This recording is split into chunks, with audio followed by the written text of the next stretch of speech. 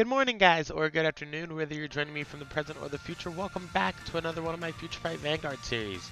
So, I was gonna pump out like, I think 3 or 4 videos last night, but I got really tired, so I decided to retire myself to the drop zone uh, so that I could get more rest.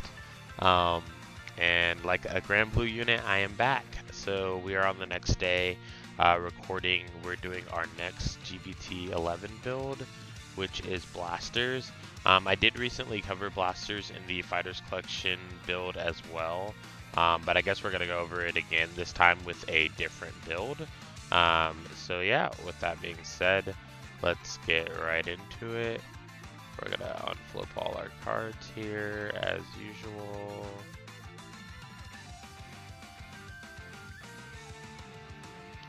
And alright, let's get right into the deck. So starting with our grade 3s, we have 4 Blaster Blade Exceed. This is our new Blaster Blade grade 3 that we got that came out of the Aichi Sendo Legend deck. So you do need to buy the Legend deck, or at least buy the singles from these to start building the deck for yourself. So you can't just build it totally out of set 11, unfortunately. But Blaster Blade Exceed, what he does is he has 2 abilities. The first ability is only on Vanguard Circle, and the second ability is on Vanguard or Rearguard Circle. So the first ability, when he's on the Vanguard Circle, says when your G unit with Saber in its name strides during your turn, you can counterblast 1, and if you do, search your deck for up to 1 Blaster Blade card, like a card with Blaster Blade in the name. So you can search Blaster Blade, you can search Blaster Blade Exceed, you can search Blaster Blade Spirit if we had it in this deck. But pretty much in this specific build, you're only going to be using it to search Exceed and regular Blaster Blade. So it's really good if you can search an Exceed, because that's free Stride Fodder if you don't have any for the next turn. And then if you have like Flogels in your hand, you can, or Barkle, you can set up by calling or by searching out a Blaster Blade. So the second ability is Counterblast 1. When this unit is placed on Vanguard or Rearguard Circle, choose one of your grade 1 or greater rear guards and retire it. So it allows you a bit of control when you first ride onto the Vanguard Circle, and as well, like every time you need to get rid of a grade 1 or higher without attacking into it and risking your opponent, like, I don't know, dismaling it or something and making you unable to touch it, then you can just search for an Exceed, play it to the board, counterblast 1, that unit's gone. Unless it has resist. So yeah, very good removal option as well. Then we have 2 new style Blaster Lu. So in Japan they got this as a promo card, but we actually got it in set 11. It's a very, very good blaster card in my opinion. It allows for some recycle with your Blaster Blades, which is a thing that this deck has needed for a long time, because the old weakness to this deck used to be get rid of all their Blaster Blades and then they can't do anything because they can't really return them unless they Legion, which they will be taking a turn to Legion, which would slow them down enough for you to kill them usually. So what New Style Blaster Lu does is it has 2 abilities. The first one is when it's placed on Vanguard or Rearguard Circle, you can choose a card in your drop zone with Blaster Blade in its name and put it on the bottom of your deck. And if you do, this unit gets plus 5,000 power. So not only does it put back an Exceed or a Blaster Blade back to the bottom of your deck, you also get rewarded for it with 5k power. So it becomes a 16k beater by itself, and boosted by 7k, you're reaching 23,000 easily, which is a good number to attack Vanguards with, because they usually have to give you 15k shield at least. Then we have the other ability that says continuous on the guard circle or the rear guard circle.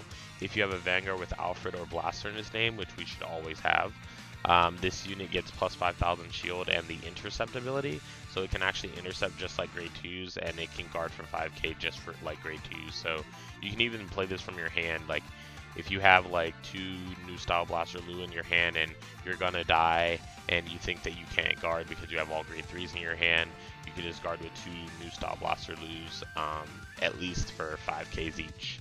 So it's pretty good. Then we run 1 King of Knights Light Manifest Alfred Oath. So Alfred Oath is our backup grade 3 if we don't ride Blaster Blade Exceed. So Alfred Oath has 2 abilities as well. A continuous Generation Break 2 ability that's just like the old Alfred, that says during your turn this unit gets plus 2,000 power for every one of your rear guards.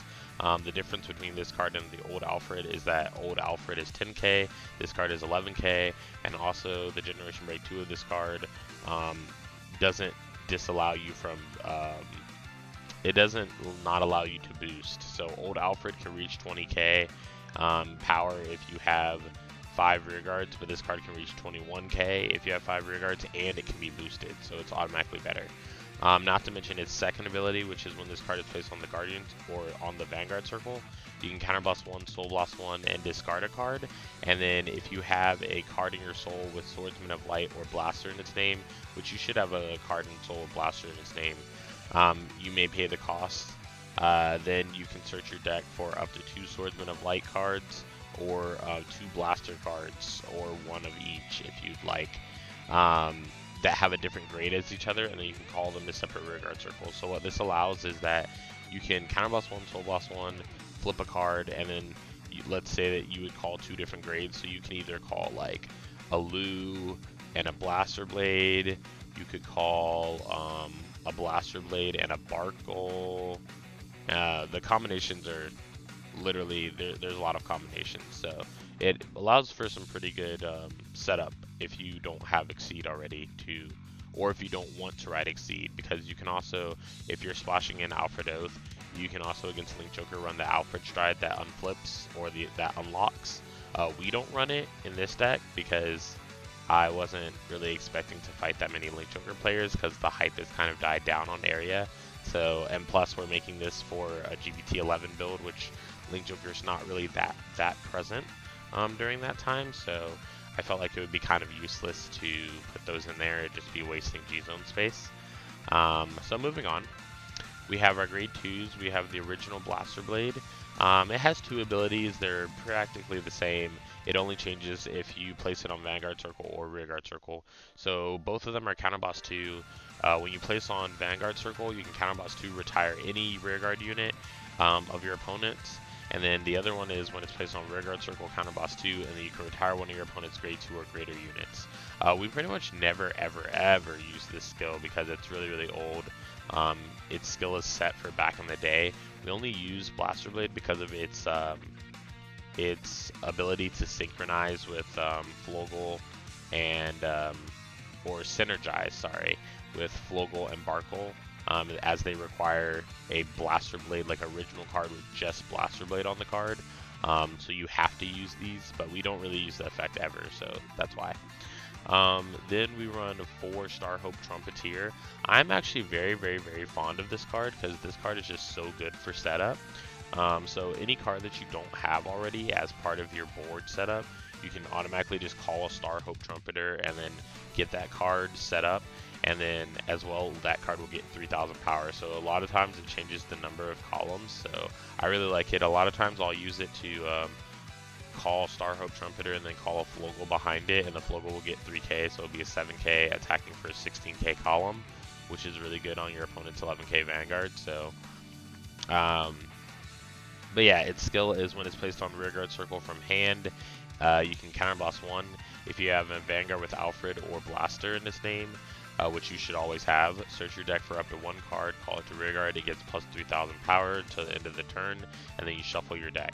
So, very good card. Then we have 4 Favorite Disciple of Light and Darkness Lu. The skill is when this unit is boosted by a unit named Blaster Friend Barkle or Full. So the 2 units that we went over previously, if it is boosted by any of those 2, or either of those 2 rather, it gets 3,000 power, and then at the end of the battle that it attacks a Vanguard, you can counterblast 1 and put into the soul. And then if you do, you search for up to 1 grade 2 with Blaster in its name, which would be your Blaster Blade in this deck, and then call it to Rearguard, shuffle your deck, and that unit gets plus 3,000 power. So Lu, the grade 2 version, allows for multi-attacks, which is really good in the early game. Like their opening turns of blasters is part of what makes this deck so strong, is that its early game is just ridiculous if you start with the right cards. So it can really help for rushing, and even in the later game, like it can help with multi-attacks as well. We run 3 Knight of Laurel Circlus, something like that. Anyways, it's just our stride fodder for this deck.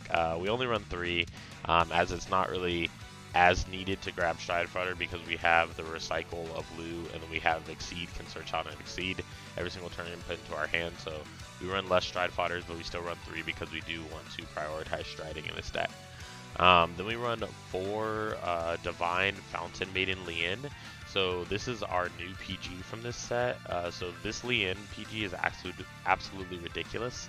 In my opinion, it's part of what makes Blaster so good as well, because when it's placed on the guard circle from hand, you can Soul Blast 1, and then you choose one of your grade 3 units with Alfred or Blaster in its name that's being attacked, and that unit cannot be hit until the end of the battle. So it basically PGs for a Soul Blast and not a discard, which comes in very much so in handy a lot of the time in saving guard in your hand. Then we have 4 Blaster Friend Barkle. Blaster Friend Barkle, when your unit named Blaster Blade is placed on Vanguard or Rearguard circle in the same column as this unit, if you have a Vanguard with Blaster in its card name, then you can countercharge 1.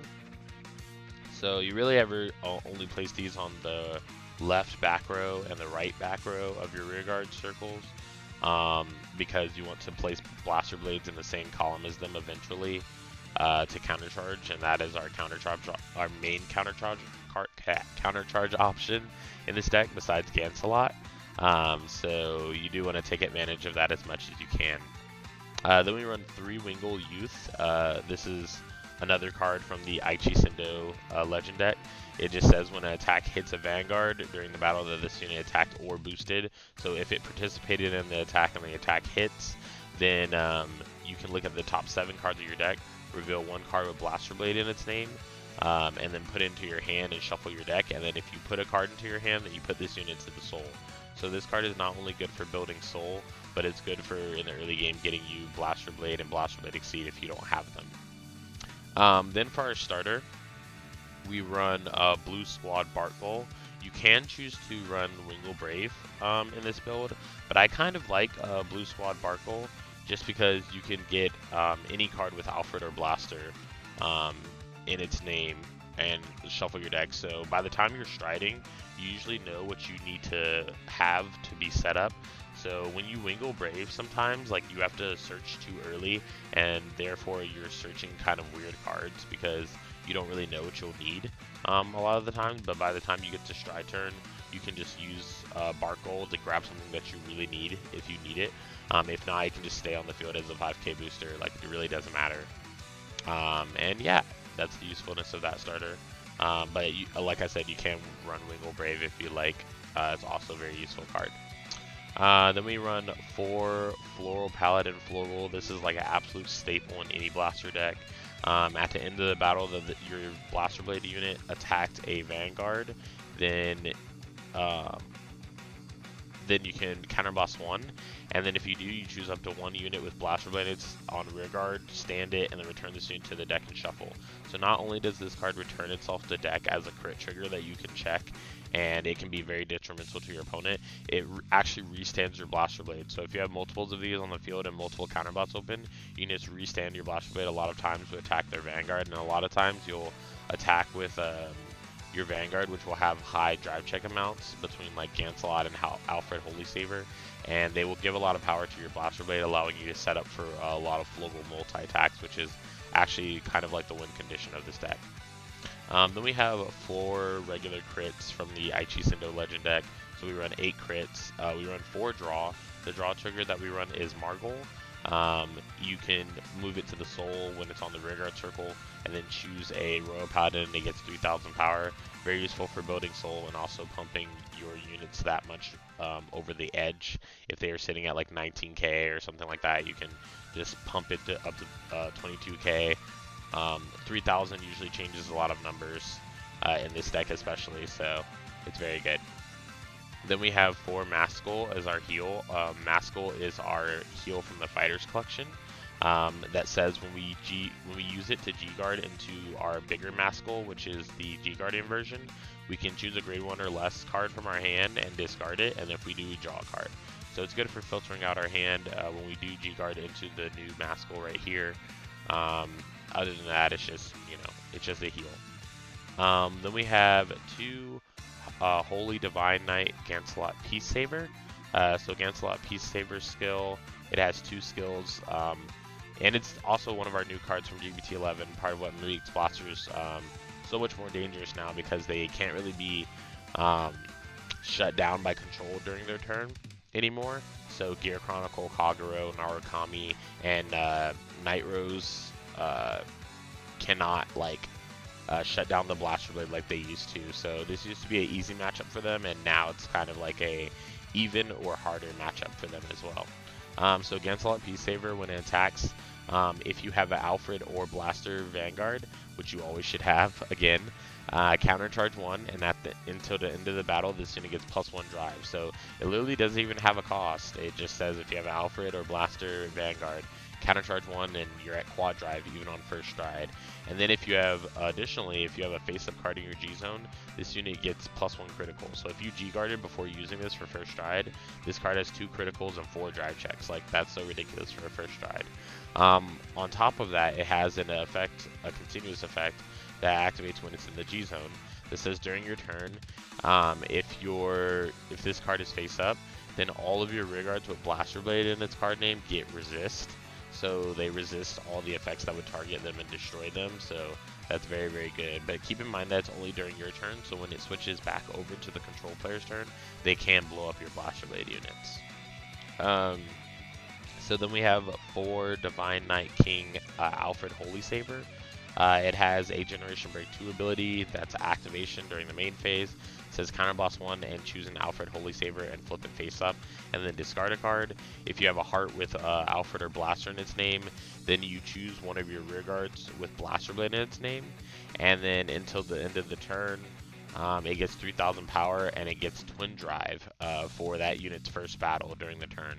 So this reminds you, this is a very like the only unit that's similar to this, I guess I should say, is Shibaraku Buster from Murakumo, but it's actually better than Shibaraku Buster, because Shibaraku Buster, number 1, they have to call a grade 3 for their rear guard to get Twin Drive, but Alfred Holy Saber just gives Twin Drive, and then as well, like the Shibaraku Buster unit has to be the first attack of the turn to get its Twin Drive. But Alfred Holy Saber can attack and then stack the triggers on the rear guard, and then the rear guard can swing with drive checks, so it's very, very good. It sets up for a lot of kill plays with your Blaster Blades and your Florals, because your Florals get, or your Blaster Blades get a lot of triggers on them, a lot of power stacking up, and then they're ready to kill your opponent with multi-attacks. Then we have 1 Holy Dragon Murad Soul Saber. What Murad Soul Saber does is, when this unit attacks a Vanguard, if you have a heart with Alfred or Blaster in its name, which you always should, you Soul Blast 3, and then if you do, choose up to 5 of your rear guards and they get plus 5000 power. So it just makes for a really good beater. It makes a lot of like beaters on your field, makes your units big and makes them swing big. So and it also gets rid of that extra soul that you don't really use anything for in this deck, except for Lake Mead and Leon. So make sure when you do use the skill to Soul Blast that you have used like extra Margles in the turn or whatnot, because it will screw you over when you're not able to PG because you have no soul. That's the only part that sucks about Leon. Then we have 2 Holy Dragon Religious Soul Saver. So what Religious Soul Saver does is, when it's placed on the Vanguard circle, if we have a heart card with Blaster in its name, we can counterboss 1 and flip a Religious Soul Saver. And then if we do, we choose 3 units, and they get plus 5000 power. And if you have 2 or more cards with Blaster in the soul, then it gets plus 1 critical.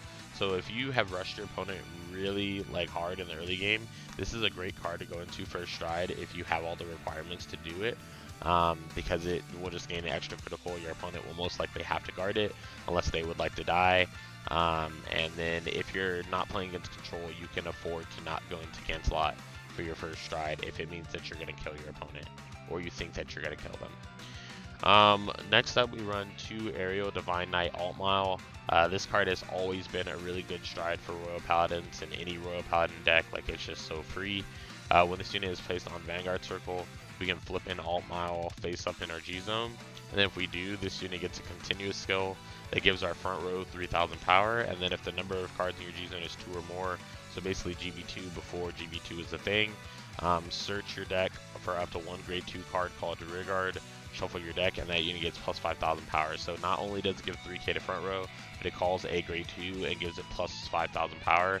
So that grade 2 that got called will actually get 8,000 power because it'll be in your front row attacking. So very, very good if you want to call like a Blaster Blade, and it'll be 17k by itself. You can like play a couple Flogels on the board and just ensure that you're going to attack for at least 17 like a couple number of times. Then we have one of our GB8, Divine Knight of Condensed Light Bulbous Alvalon. I believe that this card is so good in Blasters because you can just do multiple setup with it with your Barkles and Blaster Blades and Flogels, and so you can call a full board, ensuring that they will be big, and it'll be a nice hearty meal of a field for you to swing at your opponent with, and hopefully make it the last supper for them, so to speak. But when this unit attacks a Vanguard, you can counterblast 1, and if you do, you search your deck for up to 5 cards, call them to separate rearguard circle, and until the end of the turn, they get plus 4,000 power, and this unit gets a critical, and then you shuffle your deck.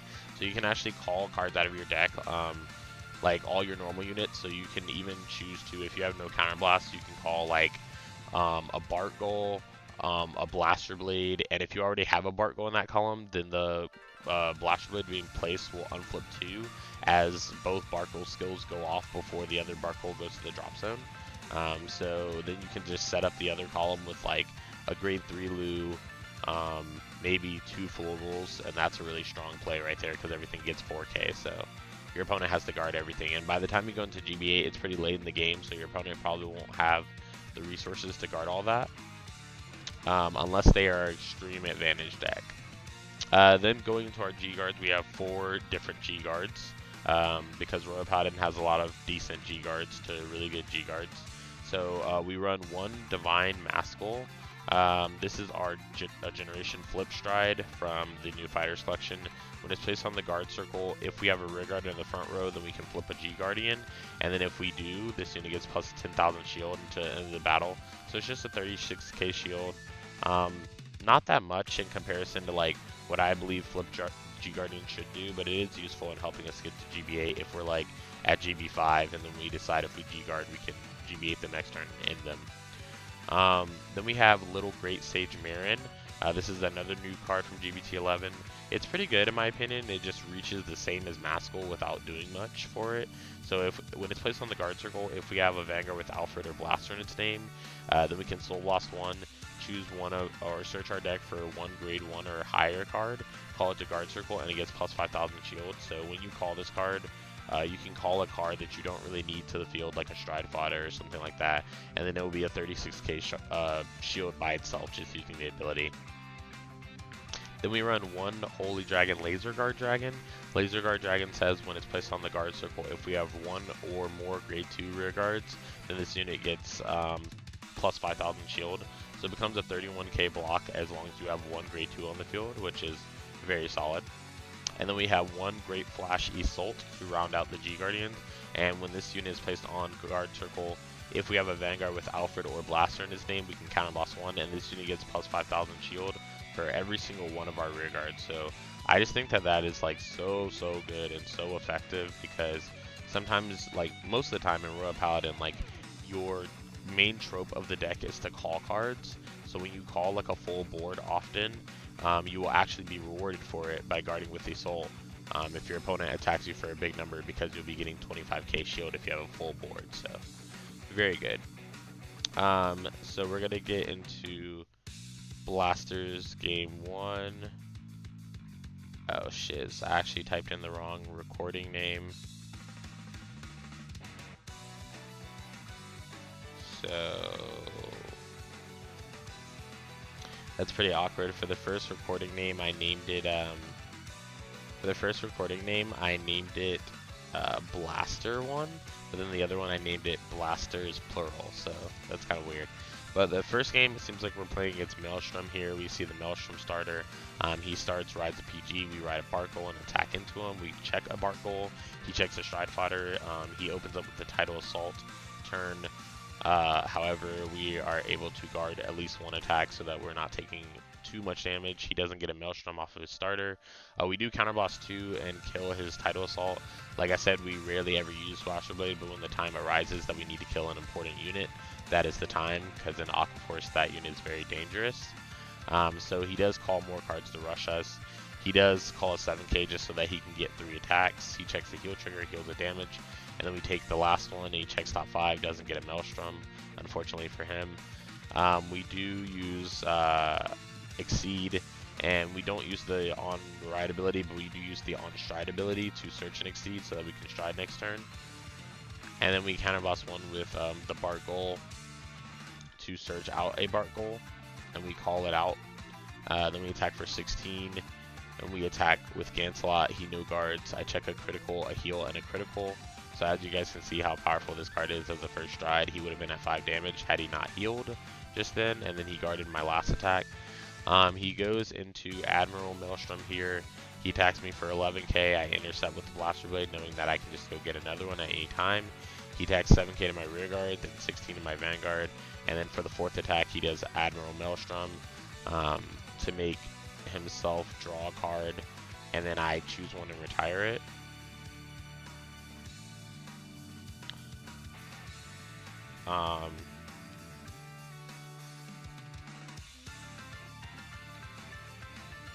Yeah, so... Oh, it's actually when it hits, so I actually guarded it. Wow, I thought that card was on attack when I was going over it just now. But yeah, I did guard it like a smart person so that I wouldn't lose my rear guards during that battle. So I guarded it, and I guess at this point he left the game because he knew that next turn I would just stride. I would go into Gancelot, and then I would search out Blaster Blade. I would put Blaster Blade on the rear guard circle in front of a Barkle, unflip 1, play the Floral from my hand, and probably play the Exceed from my hand, and that would probably be a wrap for him considering his hand.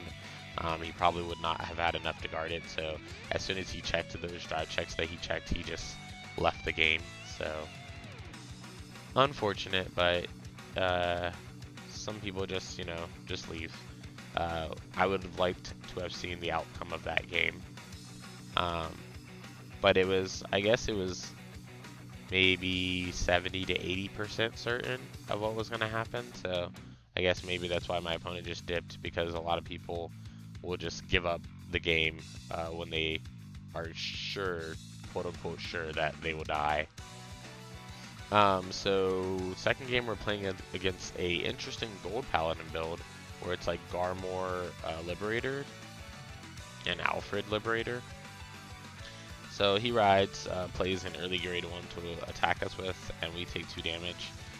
We do ride into Star Hope, which is kind of sucky, but we do check a critical to make up for it. And then we attack him.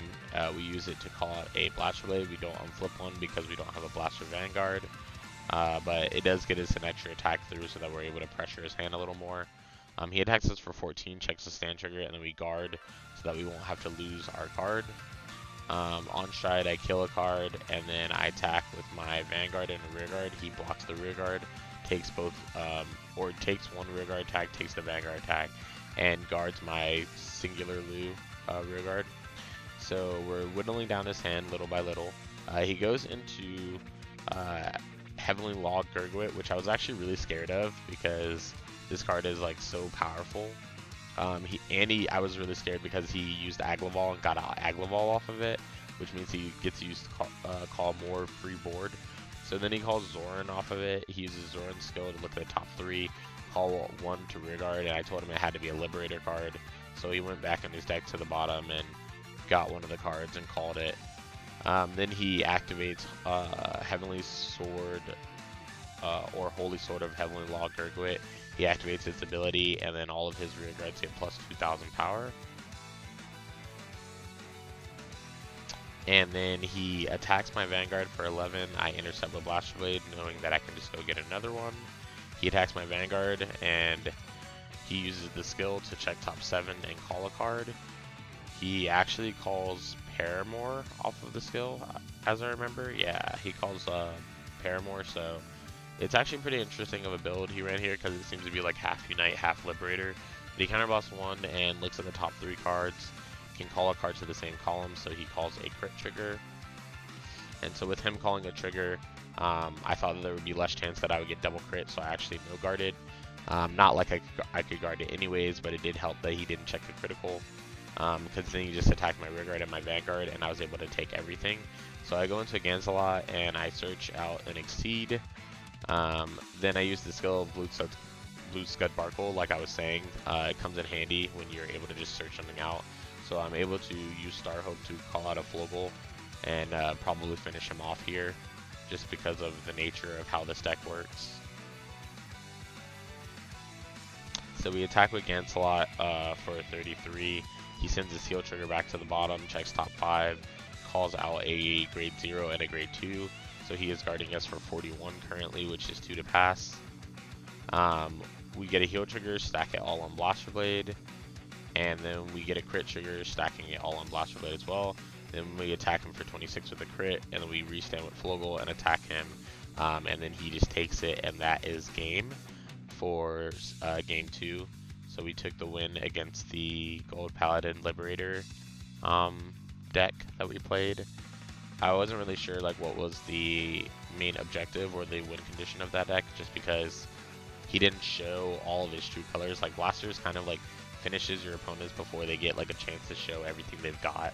So that's good and bad at the same time, but yeah, it is what it is. So for our third game, we play against another Maelstrom player. So Maelstrom players are running quite heavily on area right now just because of the new support and all of that stuff. So he guards my rear guard, he no guards the Vanguard, I crit him.